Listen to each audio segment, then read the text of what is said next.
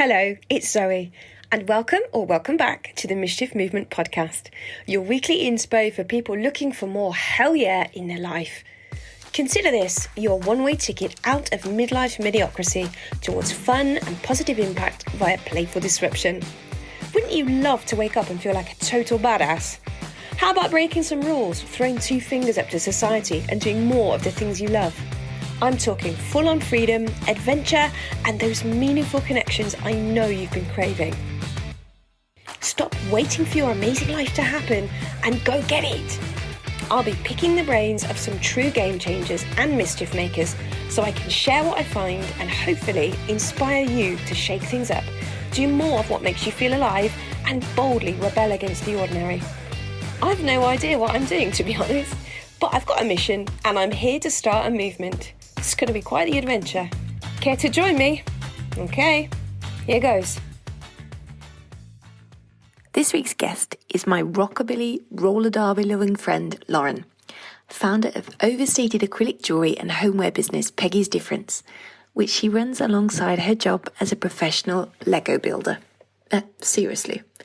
I knew from the beginning that a conversation with Lauren would be fun because she's multi-talented, unpredictable, full of hilarious stories, and swears like a sailor the whole time. She's an absolute badass when it comes to knowing what she wants, how to get it, and describes herself as Action Man and Barbie rolled into one.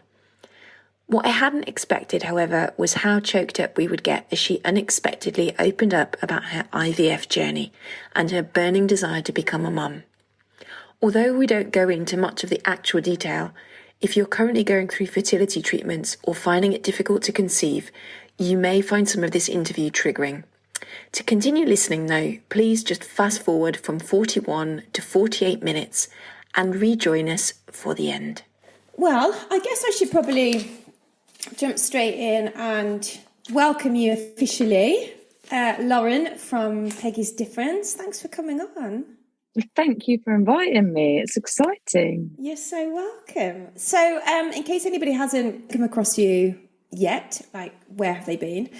But who are you and what is your mischief? So I'm Lauren, the owner of Peggy's Difference. And like all of us that have got small businesses, we also have all the other titles of like marketing and accountant, all of those. So yeah, I started Peggy's Difference. Originally, I started it back in 2011, but it wasn't the same as what I'm doing now. So back then I was doing furniture and homewares. So a lot of kind of upcycling. It was more when you say upcycling, straight away people think of shabby chic, and it's not. It wasn't that at all. Lots of animal prints, lots of black because everything that's better painted black.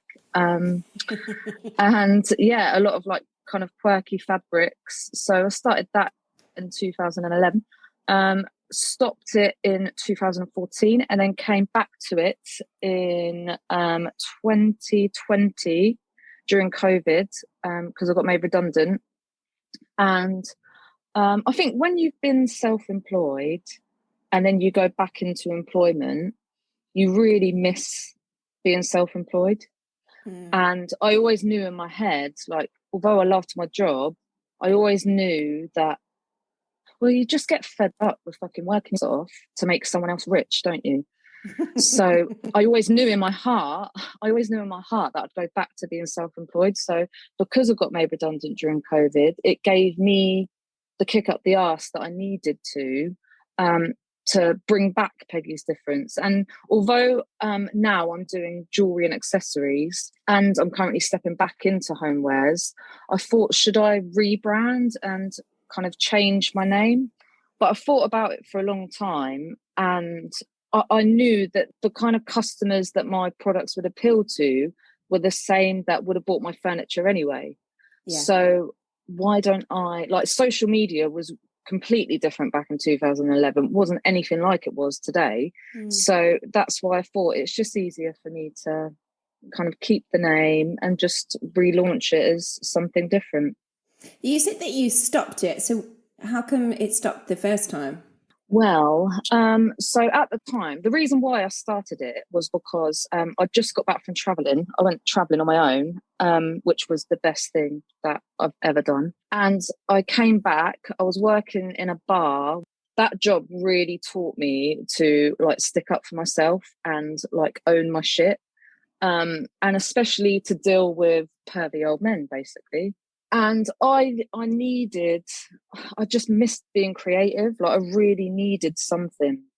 So when I started Peggy's Difference, it was just kind of like a creative outlet for me. I didn't see it as like a business at all. It was just a hobby. But I was doing that alongside working a bar, and I was doing various other jobs as well. But in 2014, it was the first. So I just quit working there, and that was my first year that I was properly working freelance. So I was doing all sorts of shit. Like I was even doing lab testing where I would like wash my hands in E. coli and get paid like shitloads of money for it. And I was doing various bar work, I was cleaning, just anything to bring money in that allowed me to do my business as well. But then one summer, well, it was in 2014, it was in the summer, I was working a bar at a festival, and I just popped onto Facebook, asked if there was anyone else that wanted work that weekend. And there was a guy that got in contact with me who I met through playing roller derby. And he used to ref for Brighton. And although we knew each other, it was just through skating.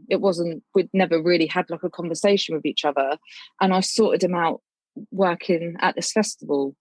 And so we were working the same bar together, was chatting to him, and he said that he'd moved down to this way, well, to the Portsmouth area, because he'd started a new job.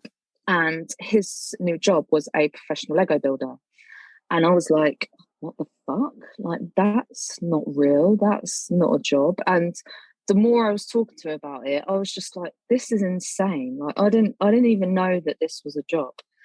And so fast forward a couple of months, he'd started and settled into the job, and he got in contact with me and said that they were looking for freelancers because they had a big job on. And he told me to pop in my CV. So I did that. And it ended up being a full-blown interview. They were really interested in my business. They loved the fact that I turned up driving a van. So previously I've done like set design and stuff like that. So they're really in that line of work that I've done as well. And during the interview, they said, how do I think I'd get on like with building? And so bear in mind, the first ever Lego set I built was the day before my interview. So I didn't even have Lego. Like my parents growing up, they couldn't afford to buy us Lego. Do you know what I mean? Like I'd never had it before. So I kind of just blagged it. I didn't say like, oh yes, I build all the time. I think they saw the more creative side of me and decided to give me a chance with that. So yeah, I started, and I wouldn't say at all that I picked it up naturally, but I'd found something that straight away I just grew a passion for. It was just so inspiring being in a workshop full of people that come from all different backgrounds. So there was guys that I was working with that know every single Lego piece. They know what set it comes from. They know the partner. And then you've got the people that have come from engineering degrees and yeah, all sorts of different backgrounds. And there's me that just knows how to make things pretty. So yeah, it was really, really difficult, but I worked my ass off. I really proved myself because I didn't want to just be kept on as an extra person just when they're busy. I saw that as a career for me. And yeah, I bent over backwards and really worked my ass off, like sometimes working like 15-hour days and stuff just to prove myself. And from then, I carried on building, but then also a lot of events started coming in as well. And because, like I said before, I went traveling on my own, I did that at 19 years old. But by doing that, that's for life, basically. So I was the only one in the company that was willing to travel to places on my own. I never saw a problem with that. Like I enjoyed it. So I was getting given all of these opportunities because no one else wanted to and didn't want to do it on their own. So it got to the point where I was kind of like the go-to for all these shows and events. I was getting sent all over the world to do them. And then I kind of felt like I preferred that side of things rather than just building in the workshop. So then I worked my way up to, so I was managing the events. Can I just interrupt you? Sorry. Yeah. But I'm just curious to know, how many women were there working around you with you? Oh, here's a story for you. So it was quite an equal split. Okay, I was just curious to hear. Yeah. So that's not to say that sexism wasn't a thing, because it really fucking was. It's such a male-dominated industry. So my first week of work, I remember being showed around the workshop by the workshop manager. And so you imagine that from floor to ceiling, there's like Lego, and there was the like the metal staircase that you can like move to get to, like the industrial ones. So this guy said to me, he was like, "Oh, this is how you work the ladder. Like if you need to get anything from the top, just call one of the guys. Like they can get it down for you." And I was kind of like, "Okay, I'm not going to say anything, but." Like it's my first day, do you know what I mean? Like, I'm not gonna say anything just yet. And then this same guy during my first week there was asking the workshop if anyone wanted to go on to this install for this event. And straight away I was like, yeah, I'll go. And he turned around to me and he said, "You can't go." And I was like, "Oh, how come?" And he went, "Because you're a girl." And I was like, "Sorry." And I thought, and that for me, I was like, no, I'm not. This is not me at all. I'm not going to settle for this whatsoever. And luckily, office member of staff heard him say that to me. And then I ended up doing the job and was invited, and I got an apology from him. But I think from that moment, it was like, yeah, she's not going to take any shit. And although there was other girls that I was working with, I'm pretty butch, and like I'm quite strong, and I was stronger, like physically stronger than a lot of the guys that I was working with. So anything that needed like lifting, I'd just straight away like get onto it. And also, I love a power tool. So if there was any like angle grinding needing doing or whatever, then I was your girl. I did have an incident with an angle grinder where I set my vagina on fire. What? Yeah. yeah, it was funny. So I was building a life-size model of Bear Grylls, right, of all the people. So I was building up, starting at his feet, building up to his leg, got to his crotch area and realised that it wasn't kind of matching up. And then, so we had to go back and look at the still drawings, and the fabricators had welded the legs on like back to front, and it was easier for us to angle grind the structure inside and then just turn it around and weld it back on than it would have been to change the entire instructions. So yeah, it was angle grinding at his torso, and I just had like a fleece hoodie like tied around my waist. And then my mate was like, "What? Stop. And I was like, "What?" And I looked down, and the sparks had set my fleece jumper alight, and I had like a burn mark on my fanny. Luckily, it didn't touch me. It was just the fleece, but it was hilarious. So then, yeah, I was banned for a little bit, and obviously a lot of health and safety had to get put in place after that. I knew you'd be a fun person to talk to.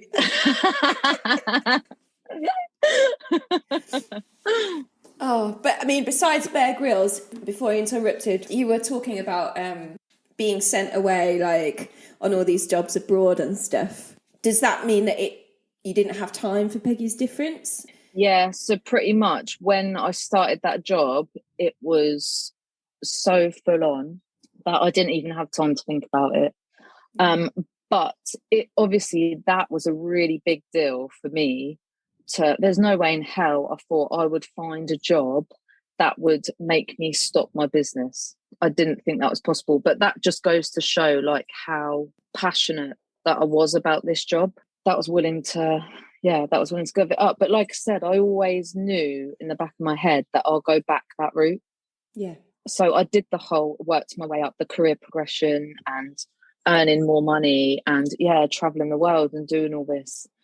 But at the end of the day, it gets to a point where even that doesn't make you happy, because it's like the stress of everything else as well. And I got to the point where I worked so much that I got really ill. And also like even my period stopped, everything, just the stress of it all. So then that's when you kind of like take a step back and you're like, is this really worth it? But it was also really difficult because I was like, this isn't just any old job. This is like such a different job, which is why I decided to go freelance with it. So I left the company, but left on really good terms and just worked for them on a freelance basis. So luckily the work was regular, but I could basically pick and choose what I wanted to do. And because I was there for a long time as well, I also made other connections with other people that were in the Lego industry, and I was working for them as well. So yeah, for a good couple of years, it was good because I could just pick and choose. And when I was freelancing, because I was choosing these places I wanted to go, I'd pick all the good ones. Obviously. Yeah, but one of the things I really love about you is that you have got all these different interests, and it's so clear when you show up on social media that you're not willing to compromise one for the other. It's like, this is who I am. I like this. I also like that. I can do this, but I can also do that. You know, you seem very much a person who's, you know, a multi-passionate, multifaceted. Yes, I can make things look pretty and I do big oversized pastel coloured jewellery, but put a power tool in my hands and I also love building shit. Would that be fair? Yeah, I call it Action Man and Barbie all at the same time. Yeah, that best describes it for sure. So you've got all these kind of, what would you call them, like strings to your bow, if you like. Was that intentional? Because it sounds like when you went freelance, that was very intentional. That was like, I need to get out of this job the bits that I want, but I also need my own freedom, my own space, the time to work on my creative outlet. I assume that was quite a conscious decision. Yeah, for sure. It just really got to the point where I think something has to change because I can't continue like this. And also at that same time, I met my now husband. And before I met him, I was like single Sally for years, like absolutely no interest in meeting anyone, loved dating and all that lot, having fun, but had no vision of me ever meeting anyone and settling down because I was so happy living my life, doing whatever the fuck that I wanted. And I felt that by meeting someone else, they'll stop me from doing that, even though I won't let them. But meeting him, that just changed things. And at the time as well, we had the ultimate job clash. Like I was working away a lot, he was being sent away a lot. And for just over a year, we barely saw each other. Like the only time we really saw each other was when he was picking me up from the airport or like airport runs. Like we were going to like bike rallies and stuff. And I can remember like having to take my work shit with me to this bike rally. It was in the middle of the summer.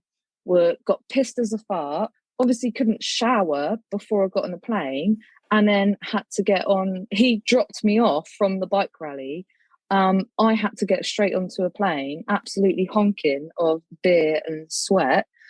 Felt sorry for the person sat next to me. But because I had met him and we were doing all this, trying to squeeze in all this like cool shit together, I couldn't do that job as well because that job was also like a lifestyle. Like I can remember being, so I don't know if you've heard, there's a bike event called the Trip Out. Yes. So we went to that a few times, and I can remember being at the trip out. It was Saturday night, was in the tent, and I got woken up by my phone ringing, and it was of someone that was at another event that had to try and sort out. And I just thought, like, this doesn't stop. I can't even take a weekend off and go away without work interfering as well. So that's why I thought, I was like, no, I'm not going to give this job up, because I love it and I'm pretty good at it. But I also need to have the flexibility as well. And I think by proving myself the way that I did, and also knowing that I wouldn't take any shit, I was also really reliable. So that's why I left the company. Like, they know me in and out, and also didn't want to let me go, if you know what I mean. So I built myself to be in like a really good position. Yeah. But yeah, I needed to make that change and go freelance. I think that's a really important point, actually, because I bet there are so many people who feel slightly trapped by a job, and you can feel trapped by a job even that you really enjoy. But did you actually go to them and say, look, I love my job, but is there a way to make it work? Or were you like, it's this way, my way, or I'm leaving? How did that conversation go? Yeah, because I got to the point where I was like, this is bullshit. Things need to change. I actually went to him and said, look, this is what's happening. These are the things that need to be put into place to make this better, not just for me, but for everyone else. And I actually gave them time. I said, look, if these things don't change in 3 months, then I'm leaving. And that was a bit of a shock to them, but surprise, surprise, things didn't change. I didn't even give it the 3 months. There was one incident that kind of did it for me. And I was just like, yeah, like I gave you the warning. This is how I felt. And yeah, see ya. I'm out of here. I had to. I just had to. And it was just, what I found really difficult was that I'd grown so passionate about this job, and there was other people that didn't feel the same way as me. So they didn't care. They would half-ass things. And I can't handle that. I can't handle anyone that half-ass things. Like, you just make life more difficult for yourself and then also everyone around you. So yeah, I just had to change. But you come across as super confident and very self-assured. I mean, is that true? Do you suffer from self-doubt? Have you had to overcome some massively? Yeah. So I think the reason why I'm confident in what I'm doing, but I massively lack self-confidence. And I think that probably stems from the fact that so I went through a lot of grief at a young age, and that really made it, even though it was awful, like absolutely horrendous to go through, it really has made me the person that I am today.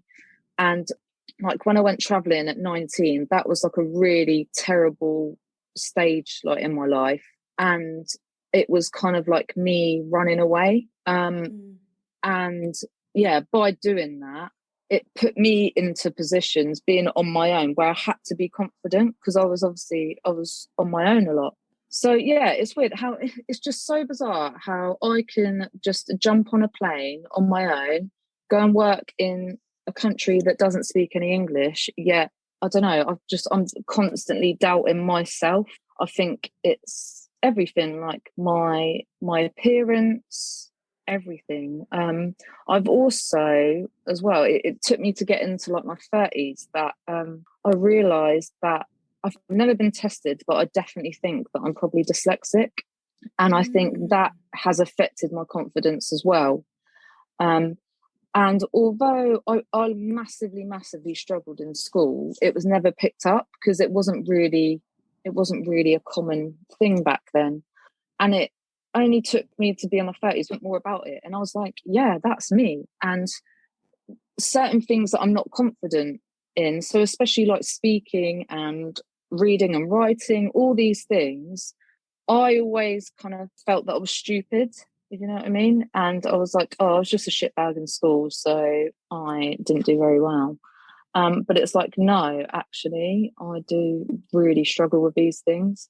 And it massively affects my confidence. And I can probably say this for a lot of people as well. Since COVID, my confidence has taken a huge blow, like a huge blow. I think from the impact of it changing our jobs, our lifestyles, our social life, everything, like even now, like 3 years on, it's difficult for us to go back to how that was. Like, I know that my life has changed so much since COVID. And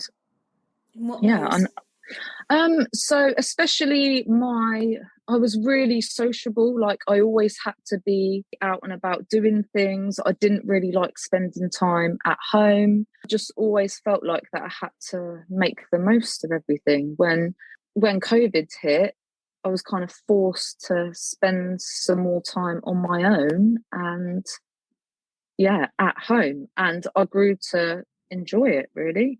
When I was on my own, I was always looking for something to do, if you know what I mean. I wasn't very good at, even now, really, I'm not very good at just like sitting down and chilling out, but I'm way better than I was like before COVID. But yeah, it was a pretty hard blow for all of us, I think, wasn't it? Yeah.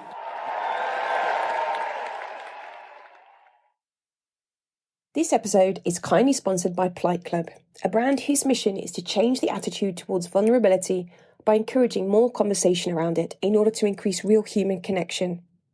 When you can express your feelings constructively, you can work through your fears, open your heart and find your place in the world. The vehicle for these conversations is clothing, or connection clothing as it's become known. Connection is one of my core values, so I'm thrilled to be able to partner with Polite Club so we can join in our collective goal of bringing people together and helping you rebel against staying the same. Sustainable, organic and rebellious, of course, Polite Club also uses 50% of their profits to fund proactive suicide prevention in the form of coaching, support and awareness raising, which enables people to understand their emotions and express how they feel constructively. Become a vulnerable with us. For more info on the brand or to buy online, go to politeclub.co.uk or follow on Instagram at politeclubhq. Now, back to the show.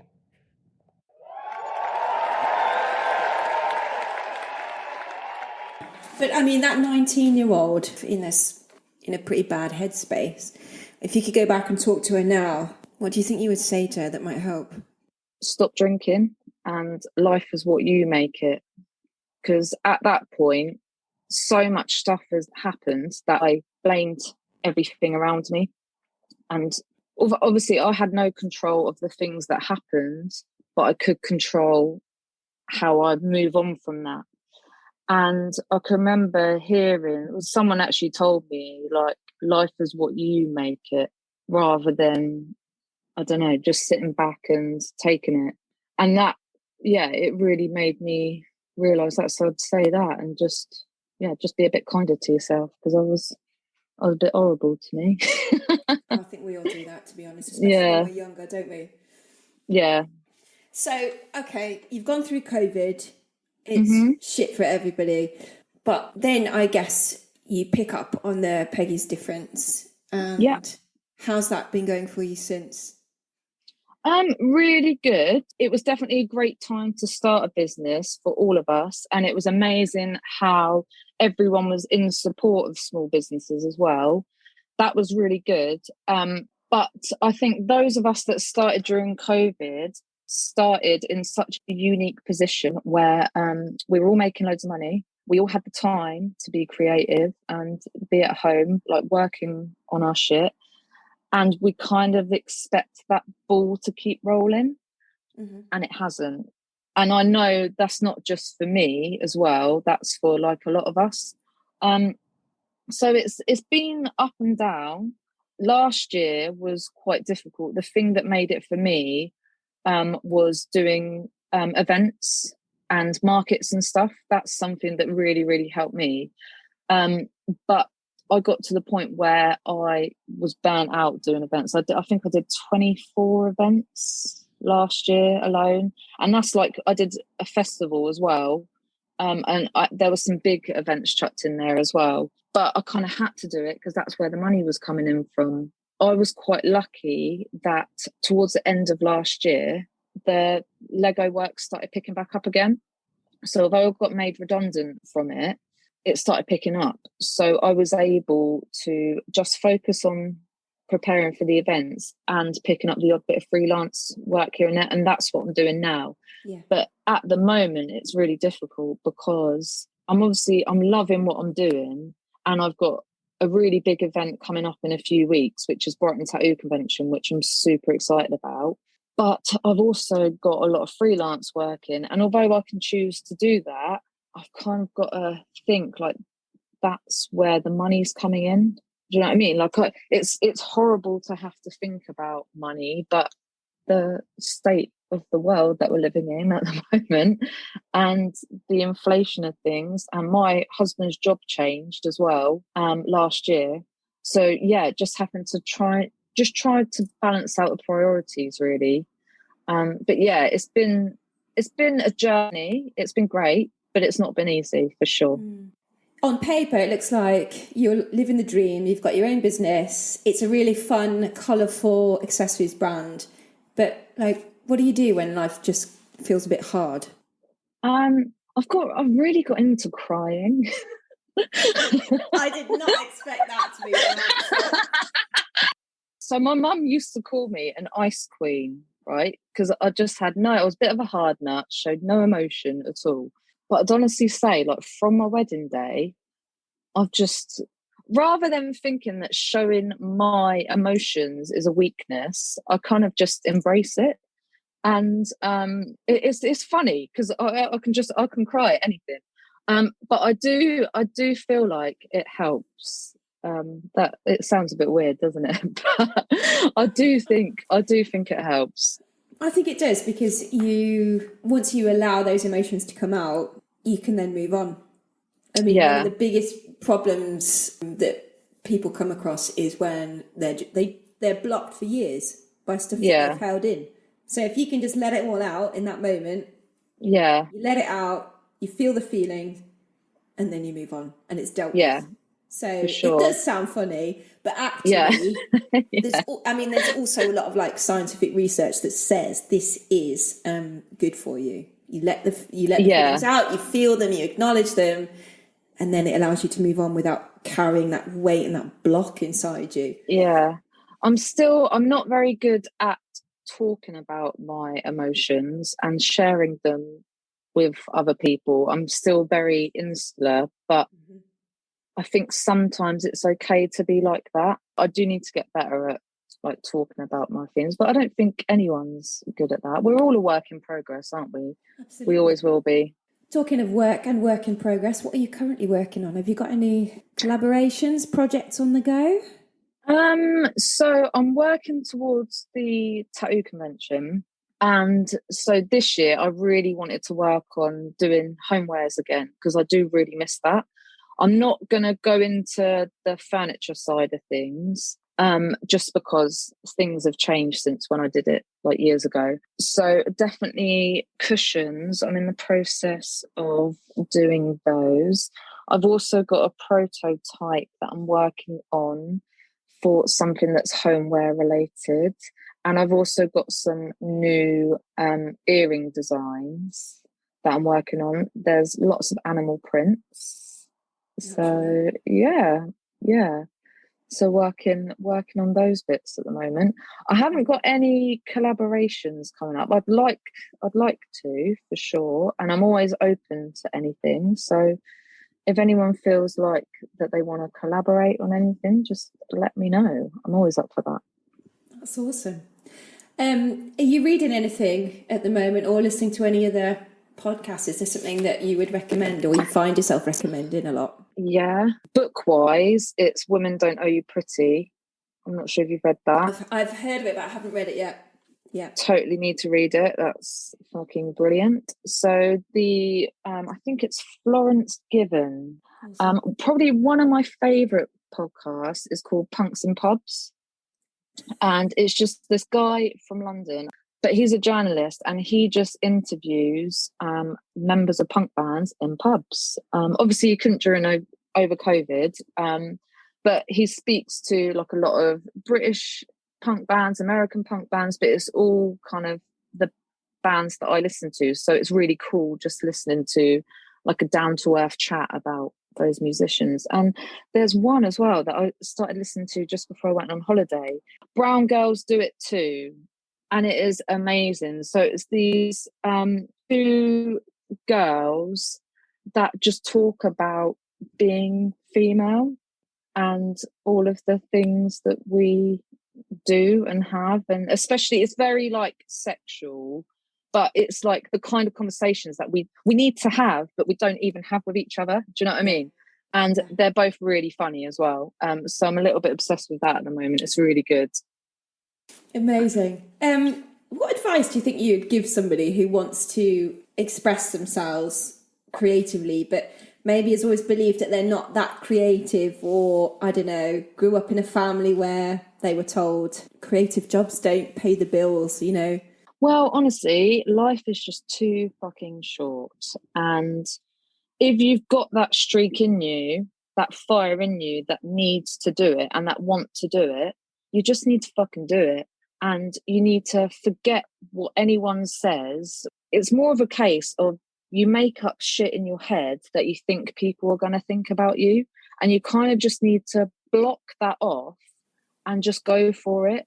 Because at the end of the day, you are the most important person. There's no point living a life that you don't want to live because you think you're doing it for everyone else. There's no point. That's going to drive you insane.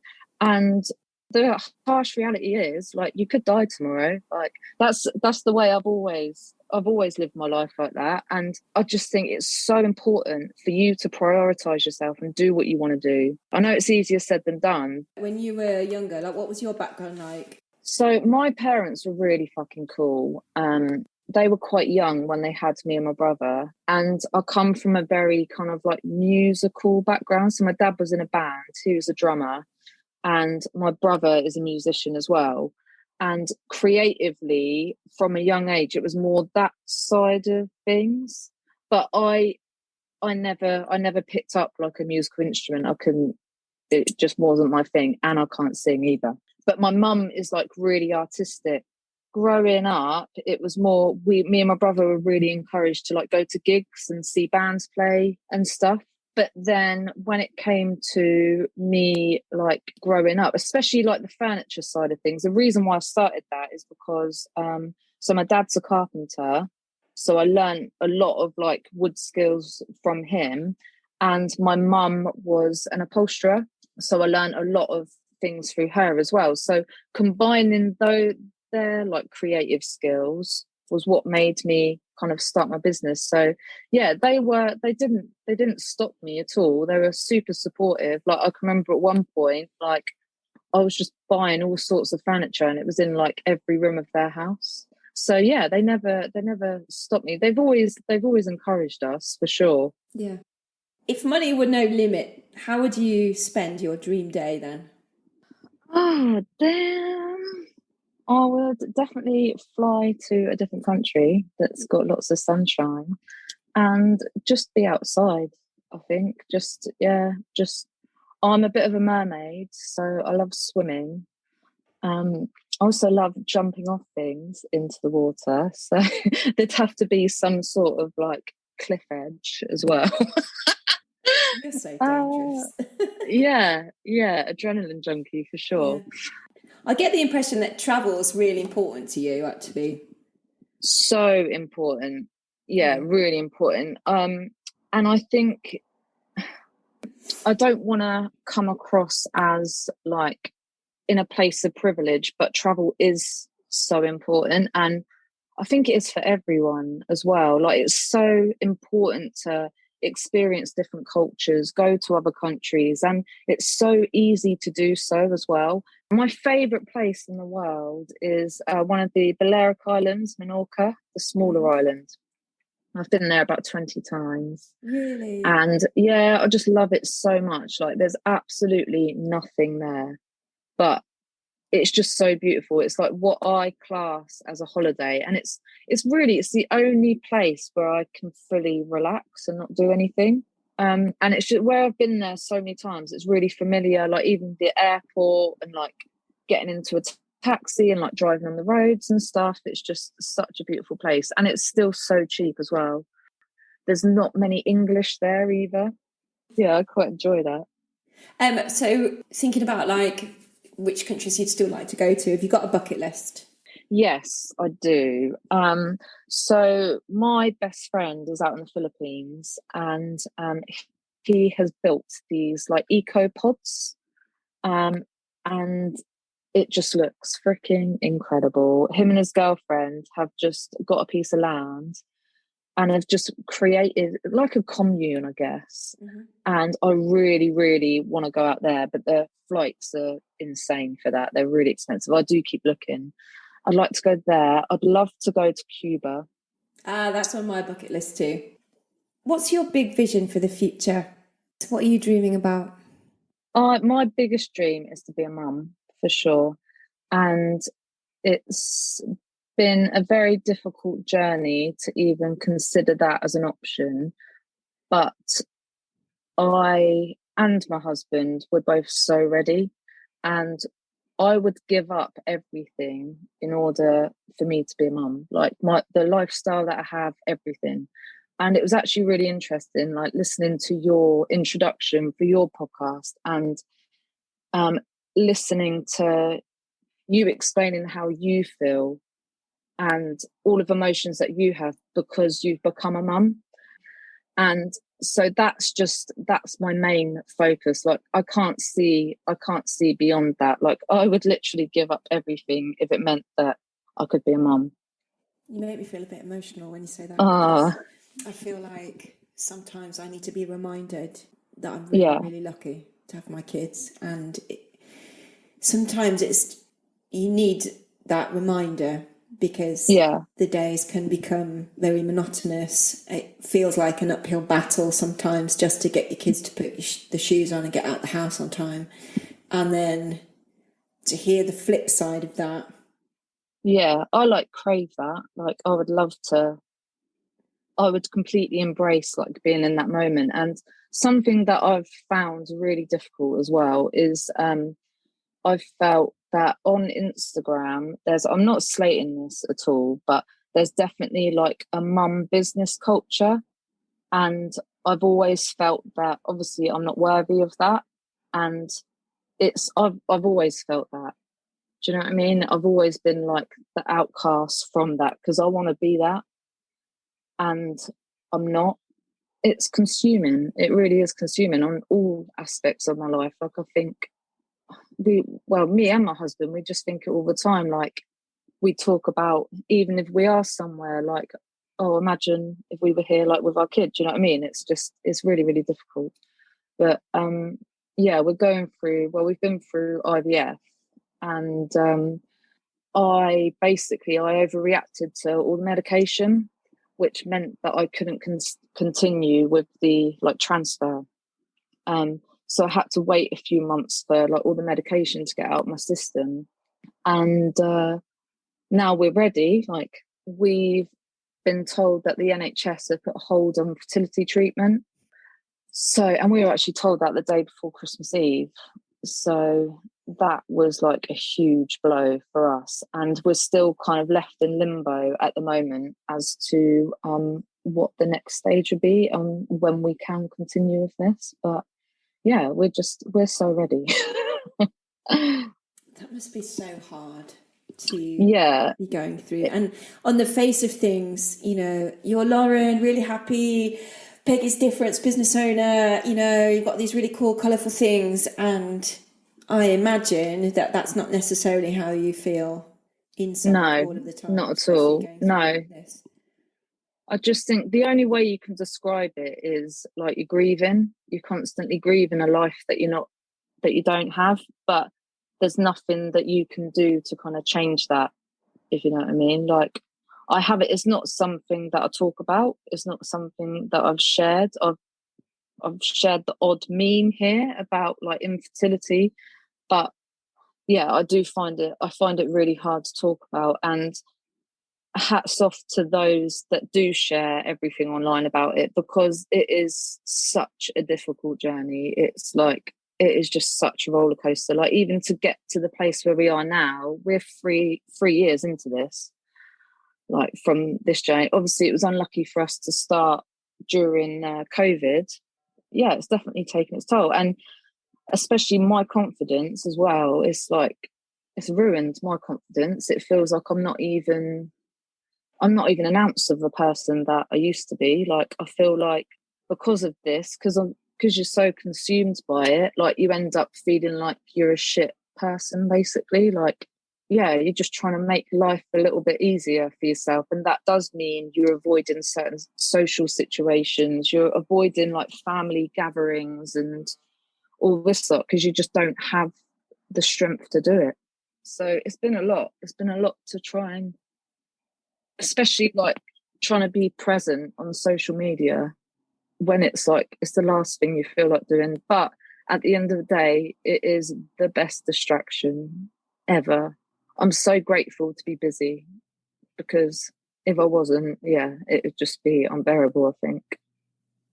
What steps are you taking to help you cope with everything that you and your husband are going through? So I know for a fact that therapy would help, and I'd love to. I do need to make a start with that. We've had counselling. Like, we're great. He's just incredible. Like, he's just so supportive, and he just gets me 100%. Like, I don't even have to say anything, and he knows like how I'm feeling.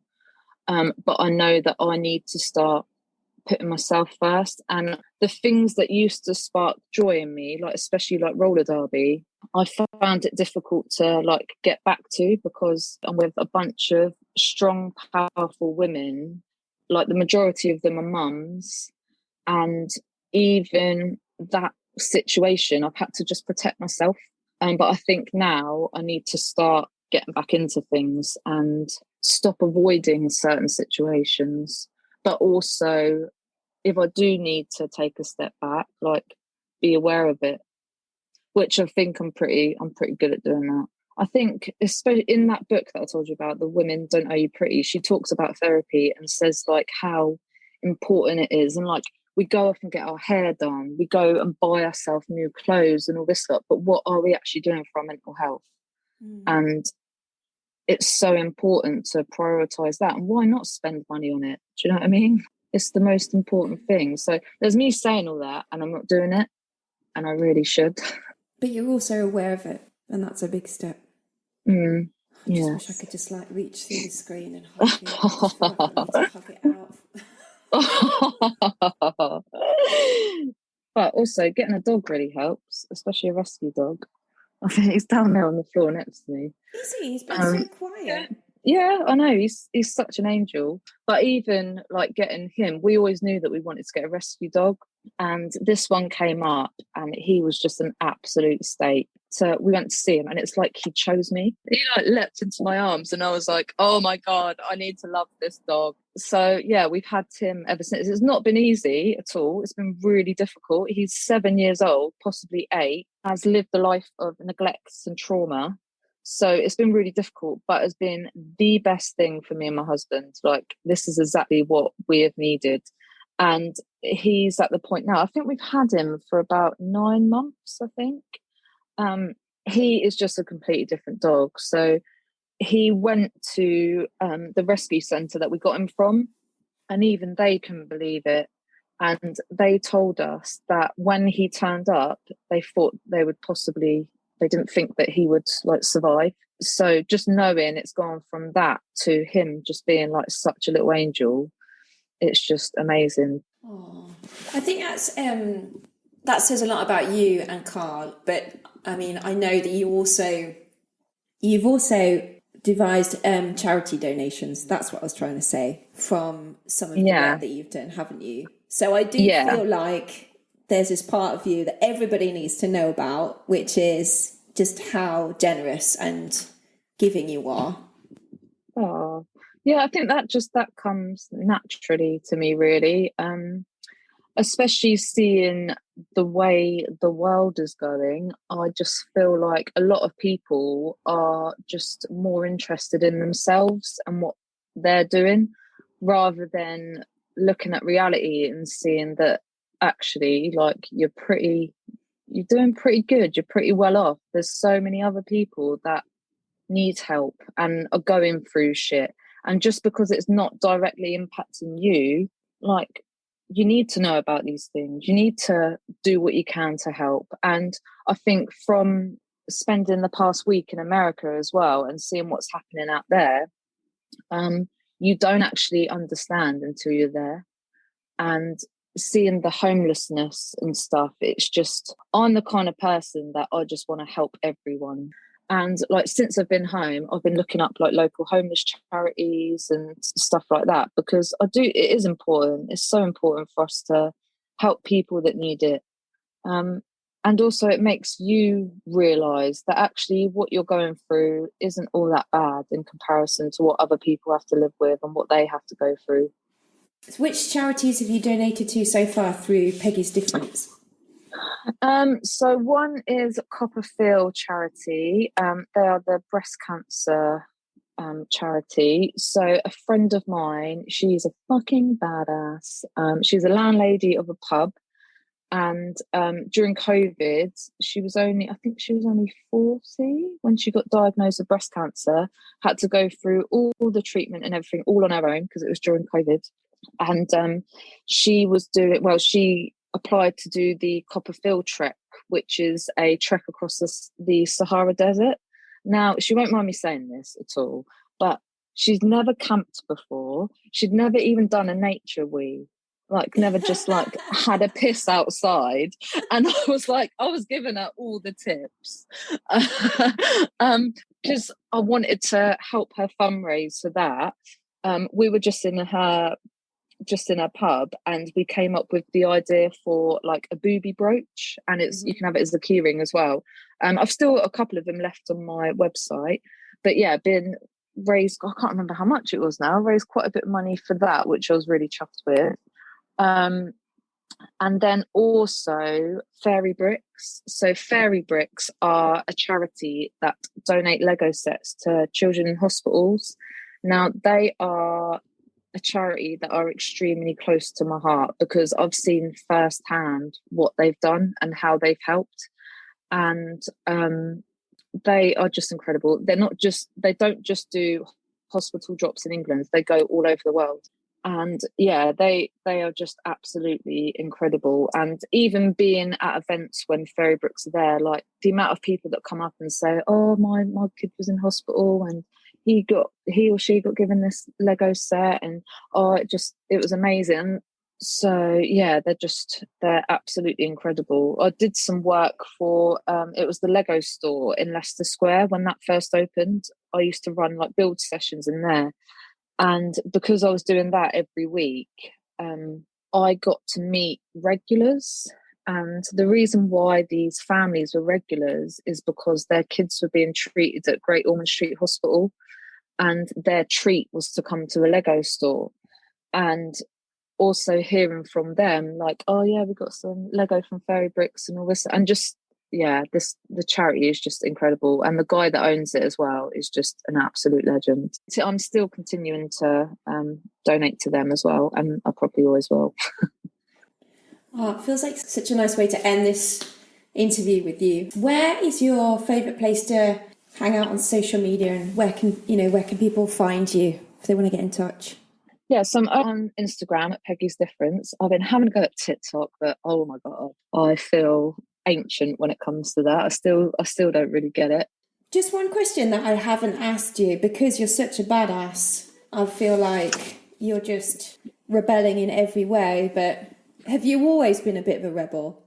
I'd say yes, I've always been a shitbag, but with humour, if you know what I mean. So like, especially when I was at school, I was a shitbag basically, but funny. I don't know, like when I started doing Peggy's Difference again, I was thinking about I wanted what did I want? I wanted something really vulgar. It was like dangly bits or something. It was something like that. Right. But then I thought if I did go with something like that, then I wouldn't be able to like go into homewares. I guess I've never really taken life too seriously at all. And I've always been the person to lower the tone. Like, I can guarantee that. I can guarantee that. And I still have the sense of humour of like a 5-year-old. Lauren, it's been an absolute pleasure chatting with you. Thank you so much for being so honest and opening up about everything. I hope everything works out with all the IVF stuff. Like, sincerely, I really want to see this happen for you. So all the best with that. Thank you so much. No worries. You take care, my love. I'll speak to you soon. Yeah, bye. Bye-bye.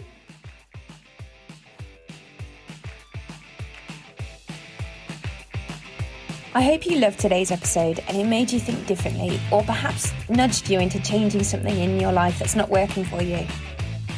I'd love to give you a shout out right here on the podcast too. So let me know what you think, what you'd like to hear more of, or how you've been inspired by what you've heard. Let's keep in touch over on Instagram at Mischief and Hyde, or sign up to my newsletter at zoegreenhalgh.com. If you're enjoying being part of the Mischief Movement, please consider telling a friend or leaving me a review wherever you download your episodes, which will seriously help my mission to inspire and empower more people like us to choose mischief over mediocre. Ciao!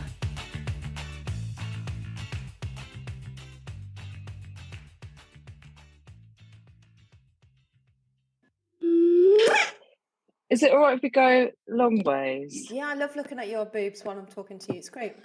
You know, I do think it's important as well, because I see we're more like alternative, and I think it's important to have these like alternative friendships as well, that aren't just like your mundane, like, yeah, school friends or whatever. Like, although you like love them, it's really important to meet weirdos, isn't it? Like, yeah, weirdos.